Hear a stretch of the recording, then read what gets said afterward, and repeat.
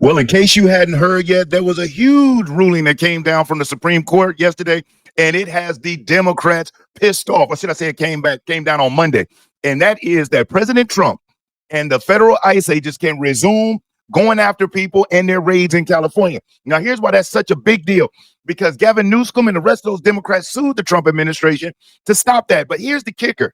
There had been an even bigger issue that was going on that the Supreme Court jumped in front of, and they stopped it. And what that is that led to all of this, that is stopping President Trump from doing what he needs to do and stopping the American people from being safe, is what's called these nationwide injunctions that have been coming down from these liberal partisan district court judges. There's 94 districts in the country, and there's 671 district court judges. Now, in this video, I'm going to show you what they have been doing, and you're going to hear directly from a Supreme Court justice's mouth herself, who will let you know the Democrats are grandstanding and they're full of crap when they try to say, oh, the Supreme Court is ruling to help Trump. No, the Supreme Court is ruling on what's right. So as you can see, the U.S. Supreme Court backs Trump on an immigration raid. But prior to that, let's jump into the ruling that came down that even set up for this to happen. Because here's what was going on. The Democrats were judge shopping. What they would do is they would find a judge. Let's say, like I live in Florida, they'd find a liberal, left-wing, radical judge in Florida that's willing, a district judge at that, that's willing to do a nationwide injunction. So if President Trump, the administration, was going to deport 500 people out of Connecticut, then this judge in Florida, this district judge, could stop it. And you had that happening. The Democrats were shopping around, find a partisan liberal judge that could block everything nationwide. But I want you to pay attention. In this first clip, and these other clips I'm going to show you, completely knock that out the park. It should make you feel extremely good about what's coming down the pike. So in this first clip, let's check out the actual ruling that came down that set all of this up in the first place. Check this clip out. Okay, yes. So this is at least a partial, if not a full, and we're reading this because there are several concurrences here, but it's written by Justice Barrett, which goes against the ruling that I just gave the guidance because she's one of the least junior justices, but she was assigned to write this opinion. And essentially what she says, some say that the universal injunctions give the judiciary a powerful tool to check the executive branch. But she says federal courts do not exercise general oversight of the executive branch. They resolve cases and controversies consistent with the authority Congress has given to them. When a court concludes the executive branch has acted unlawfully, the answer is not for the court to exceed its power, sounding very much like they are limiting these injunctions. We know here that they have granted at least partially the stay to these preliminary injunctions, but they say only to the extent that the injunctions are broader than necessary to provide complete relief to each plaintiff withstanding to sue. They say the lower courts have to move expeditiously with respect to each of these plaintiffs. It says the injunctions are also stayed to the extent that they prohibit executive agencies from developing and issuing public guidance about the executive plans to implement the executive order. If you remember, part of this executive order on birthright citizenship, the stay was that the agencies that would be responsible for actually implementing the change with birthright citizenship, those agencies couldn't even start making a plan. So that part of it is lifted as well. We do see that the dissent here comes from the three justices you expect. It looks like Justice Sotomayor filed the dissent. Kagan and Jackson joined that. Justice Jackson also filed a dissenting opinion, but there are a lot of concurrences here. Justice Thomas, Justice Alito. Of course, you can see those three liberal judges dissenting. You know why? Because no longer they expected that all of these illegal immigrants coming in would just pop out a baby and then birthright citizenship would lead to them being here. No, not so. The Biden administration was giving everybody asylum and giving them the tips and the tricks of the trade where they could come in and use these things that were meant to just be there to help specific situations, not millions of people coming over looking for ways to get pregnant, have a baby, and to be able to stay. Now, I want you to listen to what the White House had to say about the fact that these national injunctions have been lifted, because the Democrats are losing their mind. And then I'm going to follow it up with exactly how this impacts California. So stay with me. Check this out. Americans are finally getting what they voted for. No longer will we have rogue judges striking down President Trump's policies across the entire nation. No longer. Today, in the 6-3 opinion, Justice Barrett correctly holds that the district court lacks authority to enter nationwide or universal injunctions. These lawless injunctions gave relief to everyone in the world instead of the parties before the court. As the Supreme Court held today, they turned district courts into the imperial judiciary. Active liberal judges have used these injunctions to block virtually all of President Trump's policies. To put this in perspective, there are 94 federal judicial districts. 5 of those districts throughout this country held 35 of the nationwide injunctions. And President Trump has 40 injunctions in these 8 months. So 35 came from 5 districts. Think about that. 94 districts. And 35 out of the 40 opinions with nationwide injunctions came from 5 liberal districts in this country. No longer. No. So that part of it is over. So now the way it works is this. In the event that, let's just say, one of these liberal district judges wants to, let's say it's in Florida, tries to stop what's going on in Connecticut, can't do that anymore. Now, these district court judges can only impact situations happening in their district. And no longer are there these blanket where one individual can do this blanket lawsuit for 500 different illegal immigrants like the Democrats were doing. So what they would do, they would have, let's say, 1,000 Ugandans about to get deported, or Asians or Hispanics about to get deported. You'd have some left-wing nut that would file a suit on behalf of all of those 1,000 with this liberal district judge. Not anymore. Now, each individual illegal immigrant has to file their own suit. No more of this blanket crap. So no more injunctions that can happen nationwide from a district court judge, and no more blanket lawsuits. And see, the mainstream media don't want to talk about that and promote that, but that's what's real. As a matter of fact, here's the actual verbiage. If you're enjoying this video, do me a solid, hit that thumbs up, because I will never ask you for a cash app or a super chat, but you hitting that like button, it helps spread the information out there. If you aren't subscribed to the channel, subscribe. And whether you're already subscribed or subscribing now, make sure that you hit the notification bell and select all, because YouTube has been having issues with the notifications. But when you hit notifications and you select all, YouTube will make sure that you get notified when I upload new videos. From the actual ruling that came down involving California. Before I do that, let me bring you up to speed on what happened in California. Check this out. Story, a huge deal out here in LA. In a 6-3 decision, the Supreme Court now clearing the way for roaming immigration sweeps here in LA to resume once again, at least for now. That coming after lower courts first blocked the administration from carrying out these raids back in July, saying they were discriminatory. Obviously, this is a big change. Senior national correspondent William Lajeunesse is topping off this hour with this breaking news for us out of LA. What do we know, William? Well, Sandra, it's an important ruling in that a district judge and an appeals court had effectively stopped immigration enforcement in Southern California. And we expected it to effectively become a nationwide ban, as other judges in other cities would cite this ruling to stop ICE actions in their jurisdictions. So it was a Biden-appointed judge in July issued a restraining order stopping ICE from stopping individuals with just reasonable suspicion that they're in the U.S. illegally. It barred officials from relying on certain factors like race or being outside a Home Depot looking for day labor. Well, the Ninth Circuit upheld that ruling, prompting the administration to go to the Supreme Court, arguing that the ruling restricted ICE's ability to enforce the law passed by Congress that says you can't cross the border illegally to live and work in the U.S. We're talking 10 to 20 million people. Stopping even routine operations like hitting employers with reasonable cause to believe that they employed large numbers of illegal workers. So Justice Brett Kavanaugh wrote in his concurring opinion that race or ethnicity alone cannot be a reason to stop someone, but it can be considered along with other factors informing reasonable suspicion to stop someone for illegal immigration checks. Exactly. As a matter of fact, here's the exact verbiage that it says. Supreme Court ruling on Perdomo, September 8, 2025, immigration officers may briefly detain an individual for questioning if they have a reasonable suspicion based on specific articulable facts that the person being questioned is an alien illegally in the United States.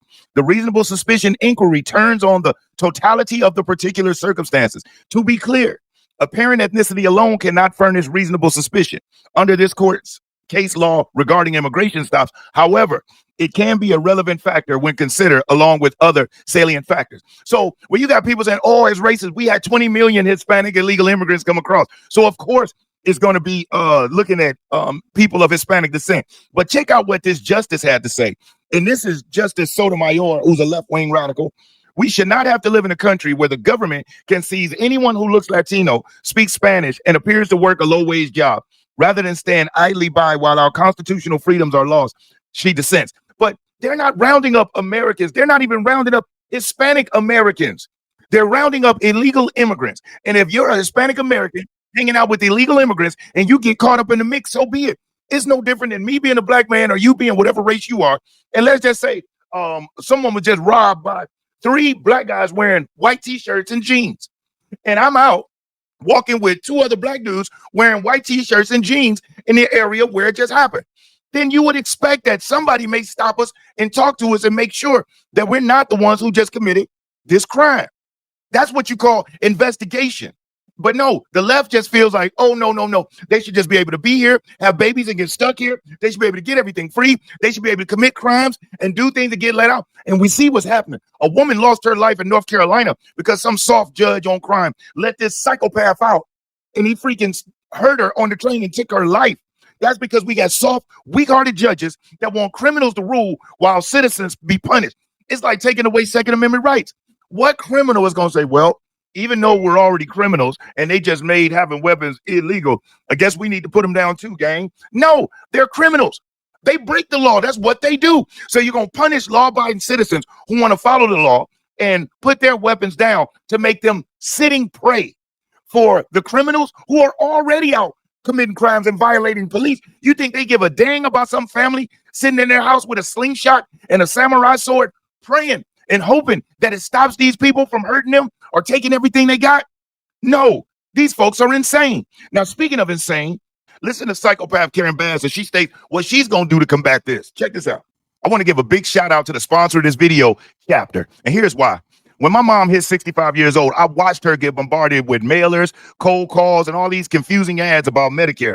And every single company pretended like they wanted to help her, but really they were just trying to sell her stuff. It seemed like the game was rigged and she was not supposed to win at all. And that's why I'm so excited to share information about Chapter with all of you. Now, who Chapter is? Chapter is a free Medicare advisory service that compares Medicare plans available, and they give you real, unbiased guidance. Chapter is completely independent and always puts customers first. As a matter of fact, the DOJ is currently suing a lot of Medicare advisors out there who claim to be unbiased, but they really weren't. They were getting kickbacks from the insurance companies. At Chapter, the agents are salaried employees, so you don't have any fear or concerns of them trying to work to get commission of some kind. Their whole focus is all about making sure that their customers, the seniors, get the right Medicare supplement plan. As a matter of fact, there's a testimonial that I got from a gentleman named Paul, and I want to share with you what Paul said. Paul said, I would highly recommend Chapter Medicare advisory services to anyone looking for assistance with their Medicare questions. My advisor, Mark, was very knowledgeable, professional, and patient in helping me with my questions and concerns. Never did I feel any pressure to buy anything or uncomfortable in our dealings. With his help, I was able to purchase a Medicare supplement policy that was affordable and that met my health insurance needs. Paul says now he's a very satisfied customer. And this is just one of thousands of positive reviews about Chapter. And it's clear that they're making a real difference in the lives of seniors. So if you want real, unbiased help with Medicare, give Chapter a call at 402-527-1253. You'll talk to a real person who will help you figure out exactly which plan is right for you. Now, Chapter is totally free and has saved the average senior $1,000 a year. So I'm going to put the number here on the screen for you to be able to contact, or if you visit the website, go to askchapter.org/realpolitics. Let me just say, we will bring justice to this issue, to our community. We will not stand for this type of discrimination and racism. Thank you. Now, they haven't solved any crimes. They haven't found any criminals. None of that stuff for the people who did the destruction, who set the fires in LA, who was looting, none of that. But they're going to fix the issue when President Trump is removing illegal immigrants and wanting to stop crime. If anybody hasn't caught on that these demon rats are exactly what they are, they're destructive, they're demonic, and they don't care. The only thing they care about is from their billionaire donors who give them their marching orders. And these people have to be MK Ultra or psychopathic to believe that allowing your constituents to be pillaged, to be assaulted, is somehow okay while you fight for the criminals who cross the border illegally. Now in California, where we know it's so close to the border, it's so mixed and mingled where you got family members and yada, yada. But for these politicians to fight against law and order for crime and destruction is nuts. It's like in Chicago. They love to say, oh, we got this, Trump, we got this. Wow, 54 people were shot over Labor Day weekend and 7 people lost their lives. Now in this clip, we got the justice herself, Amy Coney Barrett. And she's going to lay out, because the Democrats love to say, oh, the justices are doing this to protect Trump. No, they're not. The justices just aren't as insane and radical as these left-wing extremists are. Well, at least not all of them. You have one, Justice Jackson She is nuts. This is the same justice who refused to say what a woman is. She's the same justice that all of the Supreme Court justices have come down on, like that she doesn't do her research. She doesn't read her legalese. And legalese are notes and details about specific cases. Nope. She is so partisan and she is so radical that whatever Trump does, she's just going against it regardless of the merit. This woman has went against every single ruling that Trump had brought before them. Even when it was 8-1 on certain situations where the other two liberal judges sided with it, not her. And some people saying Joe Biden don't even know really who this woman is. Remember now, he was gone, dementia out, senile, and that's a whole nother story that I'm going to be bringing to you. But check this clip out of Justice Barrett as she explains, what they're doing in the Supreme Court and how it's not about Trump at all, but it is about our future. Check this out. We're hearing. That said, the current perception, like I said, is that the left is saying this court is protecting President Trump in his effort to consolidate power. You can see that really from the recent headlines. There's a lot of them about that. The overwhelming evidence that the Supreme Court is on Donald Trump's team. New York Times, the Supreme Court is backing Trump's power grab. NBC, in rare interviews. All left-wing outlets. Does it surprise you? Federal judges criticize Supreme Court's handling of Trump cases. They say you're helping to certify this move towards authoritarianism. How do you respond to that? The court decides cases as they come. And one thing that I try to emphasize to students, and one thing I try to do in the book, is place the court in the context of history. We're not deciding cases just for today. And we're not deciding cases based on the president, as in the current occupant of the office. We're deciding cases about the presidency. So we're taking each case and we're looking at the question of presidential power as it comes. And the cases that we decide today are going to matter 4 presidencies from now, 6 presidencies from now, and so on. Each of these cases that we're getting, some of them overlap, but many present different constitutional issues. Mm-hmm. The right, obviously. So right on, as you hear, she's not doing this to protect him. She's setting precedents, no pun intended, for the future, not for the day. These radical Democrats, all of their decision-making and things they do are for their emotions right now. This is why none of their plans ever work. This is why everything they tried to do against Trump has backfired, because they don't think. They're not being strategic. They don't care about the people. All they care about, they literally feed off their hatred. They feed off their misery. Have you ever seen a happy Democrat? Have you ever seen a positive Democrat? Or are they always, everything is so miserable, it's so bleak, there's always something down. But talk to a Republican or most MAGA people. They see the bright future for the country, not the negative gloom and doom. It's like those lefties, those Ivy League lefties, and some of those black radicals that always try to make different cultures of people live in the past or rather today. This is 2025, not 1925. It's not even remotely the same. But yet they want people to believe that today is so racist and so bad, even though you can have a Hispanic, a black, an Asian, a white person standing on a corner on the internet nationally, if not globally, talking so disrespectful about the government and about the country, and nothing happens to them. They don't get arrested. They don't get beat. They don't get thrown in jail. But yet this country is so bad. But one of those other nations like Palestine or some of these other places they love, to Ukraine and all of this stuff, go there and try it and see if you can leave with your head still on your shoulders. I doubt it. But in America, we made America so free and so open that people can come here and be as disrespectful as they want. They can worship Satan if they want, but yet want to come down on Christians.